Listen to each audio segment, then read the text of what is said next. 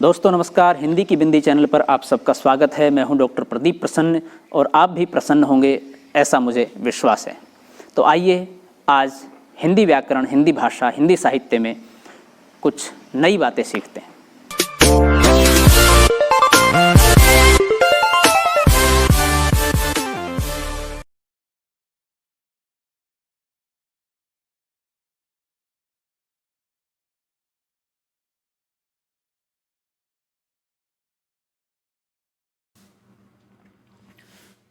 विद्यार्थियों, आज की वीडियो हम बना रहे हैं कक्षा 12 की हिंदी की पाठ्यपुस्तक अंतरा के फणीश्वर नाथ रेणु द्वारा लिखी गई कहानी संवदिया के पाठ का हम वाचन करेंगे, उसका विश्लेषण करेंगे, उसका अर्थ बताएंगे, उसका भाव बताएंगे। उससे संबंधित वीडियो है। वीडियो प्रारंभ करें उससे पहले आपसे निवेदन है, यदि आपने हिंदी की बिंदी चैनल को अभी तक सब्सक्राइब नहीं किया है तो प्लीज़ उसे सब्सक्राइब जरूर करें, बेल आइकॉन को जरूर दबाएं ताकि कोई वीडियो आप मिस ना कर पाएँ। आइए शुरू करते हैं आज की वीडियो। पहले हम फणीश्वर नाथ रेणु का छोटा सा परिचय पढ़ लेते हैं। फणीश्वर नाथ रेणु जन्म 1921 और देहांत 1977। आंचलिक कथाकार के रूप में हिंदी के विशिष्ट कहानी एवं उपन्यासकार के रूप में फणीश्वर नाथ रेणु का नाम बड़ा ही चर्चित है। आंचलिक शब्दों का विशेष मुहावरेदार भाषा में प्रयोग करने का सबसे पहला प्रयास कथा साहित्य में फणीश्वर नाथ रेणु जी ने किया।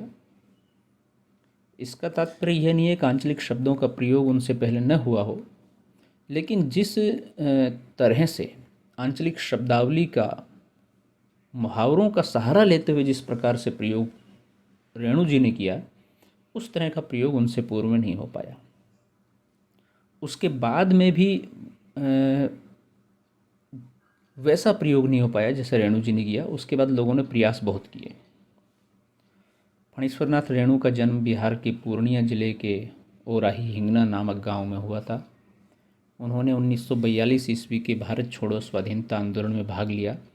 ये विशेषता लगभग सभी साहित्यकारों की रही है, ख़ासतौर से उस दौर के साहित्यकारों की। आज़ादी से पूर्व में जो पैदा हुए, आज़ादी के समय में जो व्यस्त थे और जिन्होंने देखा माहौल, उन्होंने आज़ादी के लिए लड़ाइयाँ लड़ी हैं, प्रत्यक्ष और अप्रत्यक्ष रूप से, दोनों रूप से।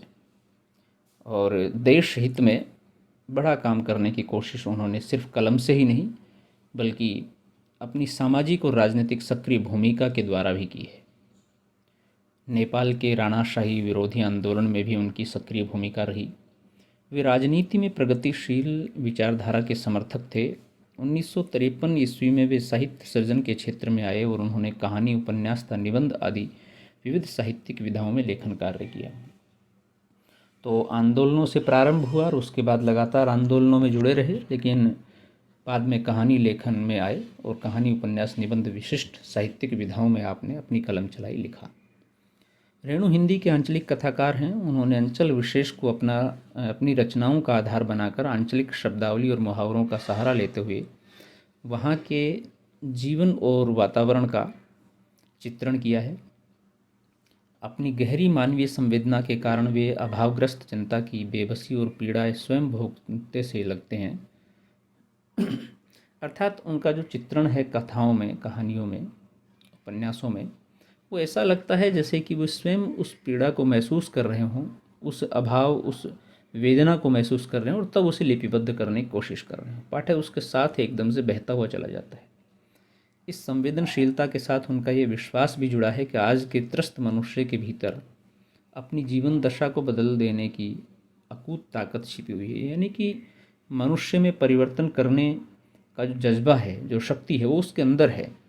उसे कहीं बाहर तलाशने की आवश्यकता नहीं है और वो संघर्ष के माध्यम से यदि कुछ प्रयास करे तो परिवर्तन हो सकता है, उसमें वह ताकत है। उनके प्रसिद्ध कहानी संग्रह हैं ठुमरी, अगिनखोर, आदिम रात्रि की महक, तीसरी कसम, तीसरी कसम उर्फ मारे गए गुलफाम कहानी पर फिल्म भी बन चुकी है। मैला आंचल और परती परी कथा उनके उल्लेखनीय उपन्यास हैं। ये तीसरी कसम उर्फ मारे गए गुलफाम बड़ी प्रसिद्ध उनकी कहानी है। इस पर फिल्म भी बन चुकी है, राज कपूर साहब ने बनाई है, तो आप उसे भी देख सकते हैं। एक कहानी है और बड़ी प्रसिद्ध कहानी है, बड़ी चर्चित कहानी है। फणीश्वरनाथ रेणु स्वतंत्र भारत के प्रख्यात कथाकार हैं। रेणु ने अपनी रचनाओं के द्वारा प्रेमचंद की विरासत को नई पहचान और भंगिमा प्रदान की।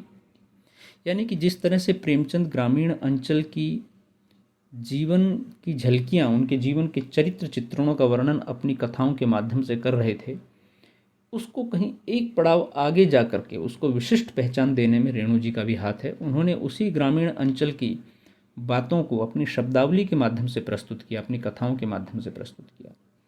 इनकी कला, सजग आंखें, गहरी मानवीय संवेदना और बदलते सामाजिक यथार्थ की पकड़ अपनी अलग पहचान रखते हैं। रेणु ने मैला आंचल, परती परिकथा जैसे अनेक महत्वपूर्ण उपन्यासों के साथ अपने शिल्प और आस्वाद में भिन्न हिंदी कहानी परंपरा को जन्म दिया। आधुनिकतावादी फैशन से दूर ग्रामीण समाज रेणु की कलम से इतना रसिक्त, प्राणवान और नया आयाम ग्रहण कर सका कि नगर एवं ग्राम के विवादों से अलग उसे नई सांस्कृतिक गरिमा प्रदान हुई। यानी कि तत्कालीन समय में जब बहुत सारे कथाकार या लोग आधुनिकतावाद के फैशन की चकाचौंध में कुछ भी भिन्न करने को नया समझ रहे थे, तो उस चकाचौंध को दूर करने के लिए उससे अलग ग्रामीण अंचल के समाज की व्यथा को कथा बना करके और बहुत ही गहरा उससे जुड़ाव स्थापित करके रेणु ने अपनी कलम को चलाया, कहानियाँ लिखी, उपन्यास लिखे, और लोग उनकी कहानियाँ पढ़ कर के, पाठक उनकी कहानियों को रसास्वाद करके उसमें ऐसा लिप्त हो जाता था जैसे ग्रामीण परिवेश में वो विचरण कर रहा हो। यानी कि कथा कहने की उनकी कला जो है, शब्दावली का चयन जो है, वो इतना विशिष्ट और प्रभावी है कि ग्रामीण अंचल की सभी रीति रिवाजों के साथ साथ उसके परिवेश के साथ गुजरते हुए पाठक कहानी को आत्मसात करता है। ये विशिष्ट कला कहने की, कहानी कहने की रेणु जी के पास है, और रेणु जी उस कहानी के माध्यम से पाठक को, श्रोता को अपने साथ जोड़ते हुए चलते हैं।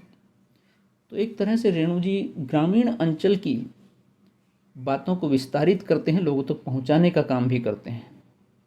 रेणु की कहानियों में आंचलिक शब्दों के प्रयोग से लोक जीवन के मार्मिक स्थलों की पहचान हुई है। लोक जीवन जो ग्रामीण का ही नहीं बल्कि भारतीय का मूल स्रोत है, तत्व है, उसके बिना अब भारत की पहचान नहीं करा सकते। उनकी भाषा संवेदनशील, संप्रेषणीय एवं भाव प्रधान है। मर्मांतक पीड़ा और भावनाओं के द्वंद्व को उभारने में लेखक की भाषा अंतर्मन को छू लेती है। भाषा बड़ी ही प्रभावी है, जो कि लोगों को प्रभावित करती है, उनको जोड़ती है और उन संवेदनाओं के साथ स्थापित करने में सफल होती है। अब जो इस पाठ को हमने सम्मिलित किया है, इस पाठ्य पुस्तक का जो पाठ जो हम आज बात करेंगे, जिस पर चर्चा करेंगे, वो है संवदिया। ये कहानी है। संवदिया कहानी में मानवीय संवेदना की गहन एवं विलक्षण पहचान प्रस्तुत हुई है। उस कहानी का एक तरह से सार हम पढ़ लेते हैं, क्या है। तो संवदिया कहानी में मानवीय संवेदना की गहन एवं विलक्षण, असहाय और सहनशील नारी मन के कोमल तंतु की, उसके दुख और करुणा की, पीड़ा तथा यातना की ऐसी सूक्ष्म पकड़ रेणु जैसे आत्मा के शिल्पी द्वारा ही संभव है। यानी कि इसमें एक नारी के मन की कोमल भावनाओं की कथा है, और सबसे बड़ी बात यह है, आत्मा का शिल्पी एक उपनाम एक तरह से फणीश्वरनाथ रेणु के लिए प्रसिद्ध है। तो वो जैसा उन्होंने पकड़ा है सूक्ष्म तरीके से, बारीक तरीके से, वैसा शायद अन्य उस प्रकार से नहीं पकड़ पाता जैसा वो पकड़ पाए हैं। हर गोविंद संवदिया की तरह अपने अंचल के दुखी, विपन्न, बेसहारा, बड़ी बहुरिया जैसे पात्रों का संवाद लेकर रेणु पाठकों के सम्मुख उपस्थित होते हैं। यानी कि ये सभी पात्र इस कहानी के अंदर मौजूद हैं। रेणु ने बड़ी बहुरिया की पीड़ा को, उसके भीतर के हाहाकार को संवदिया के माध्यम से अपनी पूरी सहानुभूति प्रदान की है। किसी दूसरे व्यक्ति की व्यथा को किसी तीसरे व्यक्ति के माध्यम से बयान करने की शैली इस कहानी में दिखाई देगी, बड़ी खास बात है। लोक भाषा की नींव पर खड़ी संवदिया कहानी पहाड़ी झरने की तरह गतिमान है, यानी कि पहाड़ी झरना झरना जो अपनी तरीके से गतिमय, लयमय, प्रभामय बहता रहता है, चलता रहता है, उसके साथ कोई अनायास चलना चाहे तो बड़ा आनंद आता है। तो ऐसी ही उसकी गति, लय, प्रभा, संवाद और संगीत पढ़ने वाले के रोम रोम में झंकृत होने लगते हैं, जैसे कि वो किसी झरने का अवलोकन कर रहा हो, देख रहा हो। संवदिया का मतलब एक तरह से जो चीज़ों को लेकर के पहुंचाता है, डाक विभाग का डाकिया एक तरह से कह दीजिए, मध्यस्थ जिसको कहते हैं वो वाला।